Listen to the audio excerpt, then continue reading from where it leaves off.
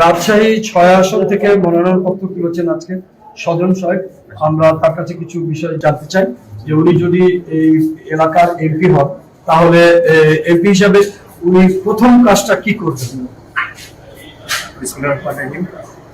বাংলাদেশ জাতীয় সংসদ নির্বাচনী এলাকা চারঘাটপাড়া রাজশাহী 6 আসন থেকে মনোনয়ন হলাম। রাজশাহী 6 চারঘাটপাড়া রাজশাহীর একটি বর্ডার এলাকা, বাংলাদেশের ভারত সীমান্তের একটি এলাকা। এই এলাকা দিয়ে মাদকের প্রকট একটা প্রভাব আছে এই এলাকায়। আমি যদি জনগণের প্রতি নির্বাচিত হই, এই চারঘাটপাড়ার সমাজকে মাদক করার জন্য এবং আমাদের নেতা দেশের তারেক রহমান উনি প্রণয়ন করেছেন বাংলাদেশকে সুন্দর রাষ্ট্র হিসেবে গড়ে তোলার জন্য। তার মধ্যে একটা দফা আছে যে যুবকদের কর্মসংস্থানের ব্যবস্থা।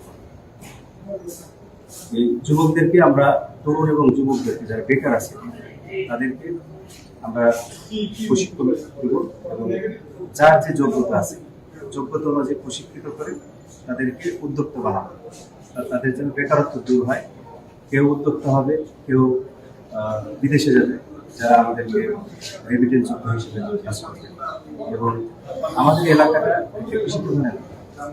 আমি নির্বাচিত হলে এই এলাকার কৃষিটাকে অত্যাধুনিক উপায়ে কীভাবে চাষযোগ্য করা যায়, এই ফসলকে আরও কীভাবে আমরা ফলনটাকে বাড়াতে পারি সেই দিকে লক্ষ্য রাখা।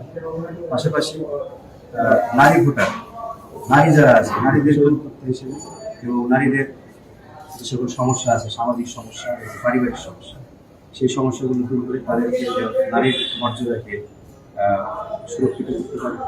পাশাপাশি আমাদের এলাকার রাস্তাঘাটের যে আমাদের সাবেক এমপি ছিলেন কবির হোসেন, ওনার সময় যে রাস্তাঘাট হয়ে গেছে, তারপরে কিন্তু রাস্তাঘাটের তেমন উন্নয়ন নাই।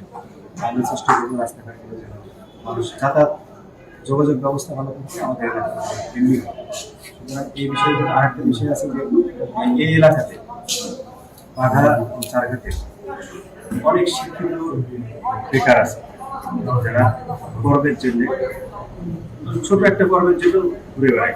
আমরা এলাকাতে এমন কিছু উদ্যোগ নেব, উদ্যোগটা তৈরি করব, প্লাস রাষ্ট্রীয় সহযোগিতা নিয়ে আমরা এই এলাকাতে কর্মসংস্থান ব্যবস্থার জন্য চেষ্টা করবো যে ছোট বড় ইন্ডাস্ট্রি বেড়ে, যাতে করে এই এলাকা সহ রাজশাহীর মানুষ, রাজশাহীর বেকাররা, আমি যেহেতু রাজশাহী জেলা যুবকের আমি যুবকদের রাজশাহী জেলার যুবকদের মেয়ে তারা যেন সেটা